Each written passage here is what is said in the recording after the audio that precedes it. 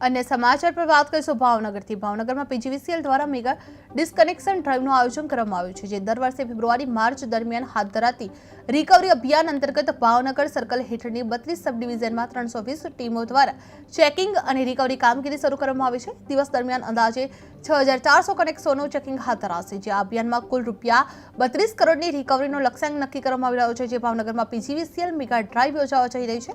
32 સબ ડિવિઝનમાં disconnection કરવામાં આવી રહ્યું છે, જે 320 ટીમો मैदान में तैनात કરવામાં આવી છે। 6400 કનેક્શન ચેકિંગ શરૂ કરવામાં આવે છે। 32 કરોડ રિકવરીનો લક્ષ્યાંક હાથ ધરવામાં આવી રહ્યો છે।